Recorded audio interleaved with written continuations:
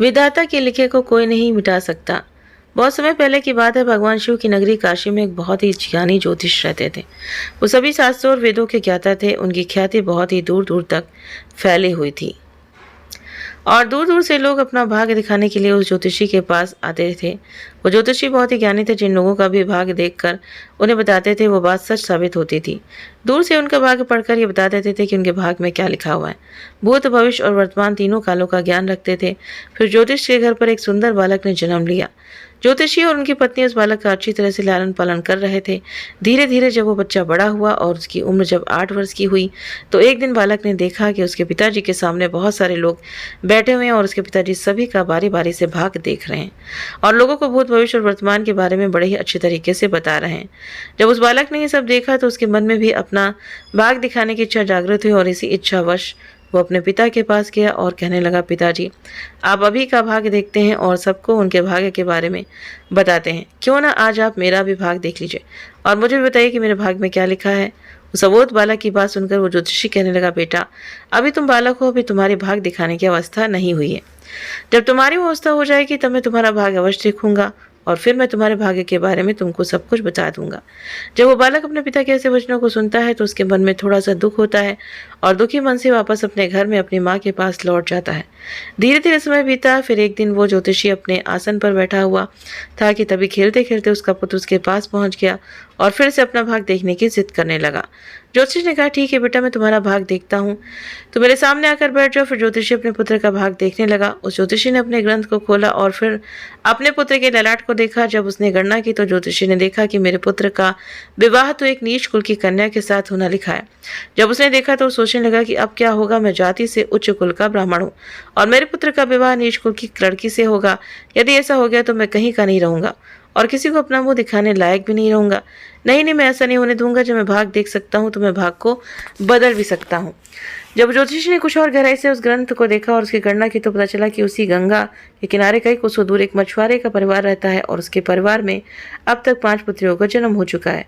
और जो मछुआरे की 5वें नंबर की कन्या है जिसकी उम्र मात्र 7 महीने की है और जिसका नाम उस मछुआरे ने चंद्रमुखी रखा है, मेरे पुत्र का विवाह उस लड़की से होगा। ऐसा मेरे पुत्र के भाग में लिखा है। तो ज्योतिष ने सोचा, मैं अपने पुत्र के भाग को जरूर बदलूंगा। मैं इसमें समर्थ भी हूँ। जब मैंने अपने पुत्र के भाग को देख ही लिया है तो मैं इसके भाग को बदल भी सकता हूँ। ज्योतिषी कहता है, मैं आज देखता हूँ कि भाग्य बढ़ा कि मैं बढ़ा।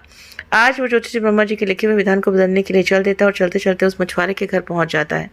जब उस मछुआरे ने देखा काशी के एक महान ज्योतिषी उसके द्वार पर खड़े हैं तो उस मछुआरे ने उस ज्योतिषी का बड़ा ही आदर किया और कहने लगा, मुझ गरीब की कुटिया में आप पधारे हैं, ये तो मेरे लिए सौभाग्य की बात है। ज्योतिषी कहने लगा, हे मछुआरे, मैं किसी उद्देश्य से तुम्हारे पास आया हूँ। मैं तुमसे जानना चाहता हूँ कि 7 महीने पहले तुम्हारे घर में किसी कन्या ने जन्म लिया है। तो मछुआरा कहने लगा, हाँ, 7 महीने पहले हमारे घर में एक पुत्री ने जन्म लिया है, उसका नाम चंद्रमुखी है। तो मछुआरा बोला, जी हाँ महाराज, उसका नाम चंद्रमुखी है क्योंकि उसके चेहरे पर चंद्रमा के समान सुंदरता है, इसी कारण मैंने उसका नाम चंद्रमुखी रखा है। अब ज्योतिष ने कहा, मछुआरे, मैं त्रिकालदर्शी हूँ। मैं तो इस रास्ते से जा रहा था तो मैंने देखा कि तुम पर तो बड़ा घोर संकट आने वाला है। जब तक तुम्हारी सबसे छोटी पुत्री तुम्हारे घर में रहेगी तब तक तुम्हें पुत्र रत्न की प्राप्ति नहीं होगी। यदि तुम अपने घर के आंगन में पुत्र खेलता हुआ देखना चाहते हो तो तुम्हें अपनी छोटी पुत्री को अपने घर से दूर भगाना होगा। ज्योतिष के ऐसे वचनों को सुनकर मछुआरा बोला, महाराज, अभी वो तो नवजात बालिका है, उसकी आयु तो अभी मात्र 7 माह की है, मैं उसे इसी हालत में कहाँ छोड़ सकता हूँ। ज्योतिष ने कहा, है मछुआरे, जब मैं तुम्हें बता सकता हूँ कि मैं तुम्हारी सहायता भी कर सकता हूँ। हे मछुआरे, मेरी कोई पुत्री नहीं है, तुम एक काम करो, तुम अपनी इस कन्या को मुझे दे दो, मैं इसका लालन पोषण करूंगा और जब ये बड़ी हो जाएगी तो मैं अच्छा सा वर ढूंढ कर इसका विवाह कर दूंगा। फिर मछुआरा पुत्र की लालसा में अपनी नवजात पुत्री को उस ज्योतिषी को दे देता है। ज्योतिषी मन ही मन बहुत खुश होता है और उस छोटी सी कन्या को लेकर चल देता है। चलते चलते वो ज्योतिषी सोचता है कि इस कन्या को मैंने मार दिया तो मुझे बाल हत्या का पाप लग जाएगा। फिर उस कन्या से छुटकारा पाने के लिए वो ज्योतिषी एक बढ़ई के पास जाता है और उस बढ़ई से एक लकड़ी का एक छोटा सा बक्सा बनवाता है। उस बक्से में वो नवजात कन्या को सुलाकर गंगा के जल में प्रवाहित कर देता है और ज्योतिषी से सोचने लगता है कि बक्सा कुछ ही दूर जाएगा और अपने आप ही डूब जाएगा और लड़की भी मर जाएगी। इस तरह इससे मेरा पीछा भी छूट जाएगा और मुझे बाल हत्या का पाप भी नहीं लगेगा।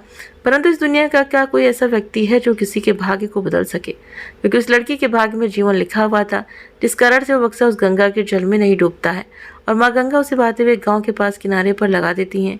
उधर उस गांव का पंडित सुबह सुबह स्नान करने के लिए आता है तो उस पंडित की नज़र उस बक्से पर पड़ती है। जब वो पंडित उस बक्से को खोलता है तो देखता है कि बक्से के अंदर बहुत ही सुंदर कन्या लेटी हुई अपने पैर के अंगूठे को चूस रही है।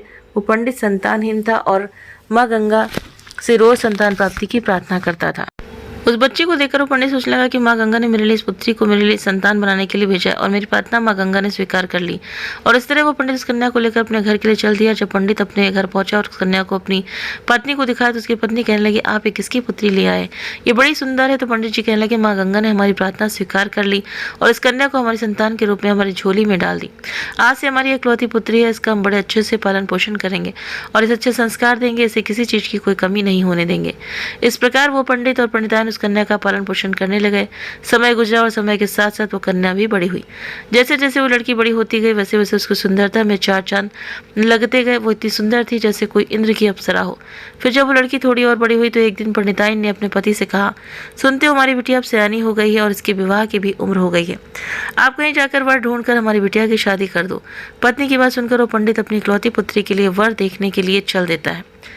जब आसपास में उसके लायक कोई वर नहीं मिलता है तो पंडित जी अपनी पुत्री के लिए वर की तलाश करते करते भगवान शिव की नगरी काशी में पहुंच जाते हैं। वहां जाकर लोगों से पूछते हैं कि यहाँ कोई ऐसा ब्राह्मण परिवार है जिसका कोई पुत्र विवाह के योग्य हो तो बताओ।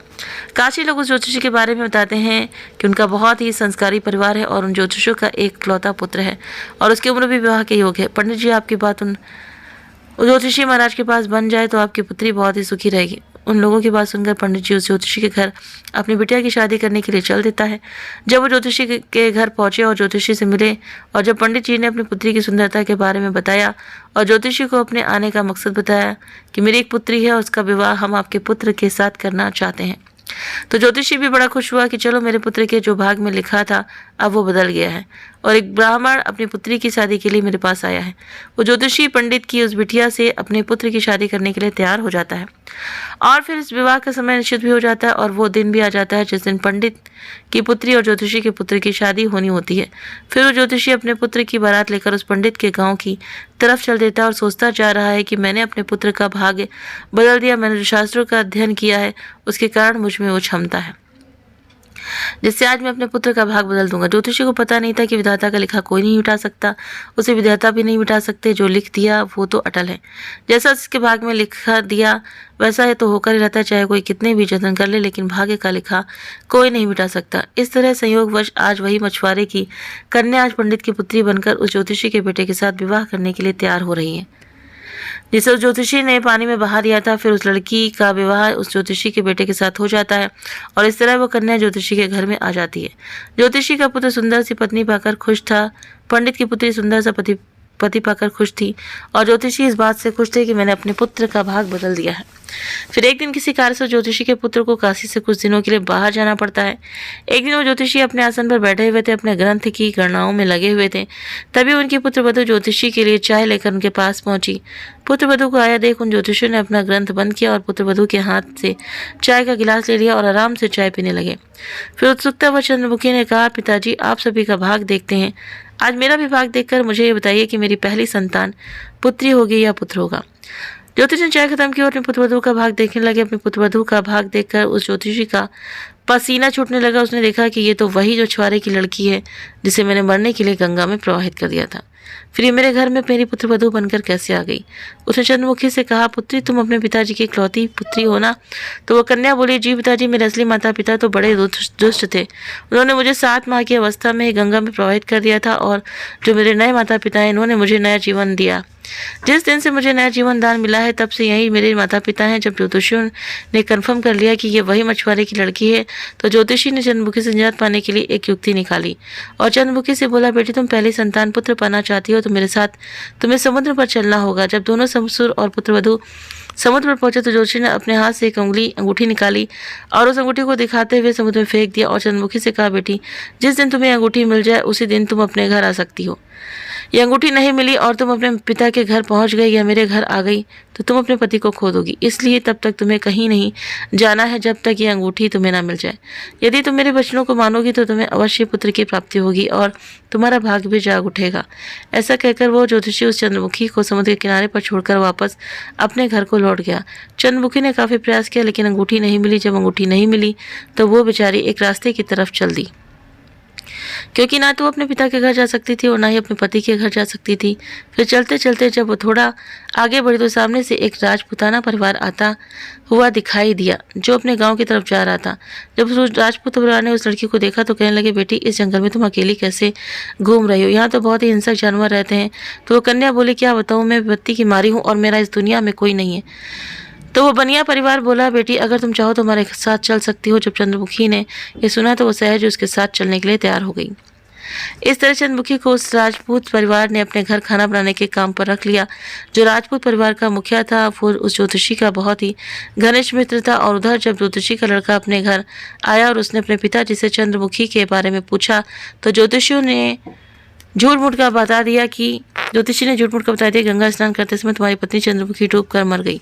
अब जब ज्योतिषी के लड़के ने यह सुना तो उसे काफी दुख हुआ। उधर राजपूत परिवार जिस गांव में निवास करता था उस गांव का एक पंडित अपनी लड़की का रिश्तेदार लेकर उसी ज्योतिषी के घर पहुंच गया। उस पंडित ने ज्योतिषी से जब अपनी पुत्री के विवाह के लिए प्रस्ताव रखा तो ज्योतिषी ने उस पंडित से कहा, हम अपने पुत्र के साथ तुम्हारी पुत्री का विवाह तो कर लेंगे लेकिन विवाह से पहले हम तुम्हारी पुत्री को देखेंगे और उसके बाद ही विवाह करेंगे, क्योंकि ज्योतिषी को डर था कि कहीं मछुआरे की वही कन्या फिर से विवाह न कर ले जो उसके लड़के के भाग में लिखी है। वो पंडित ज्योतिषी की शर्त मानने के लिए तैयार हो गया और अपने गांव को वापस लौट गया। अब ज्योतिषी अपने पुत्र के लिए लड़की देखने को उस पंडित के गांव की तरफ चल दिया। उधर जो अंगूठी उस ज्योतिषी ने समुद्र में फेंकी थी उसे एक मछली निकल गई। एक दिन किसी मछुआरे ने समुद्र में जाल फेंका तो उसे वो मछली मिली।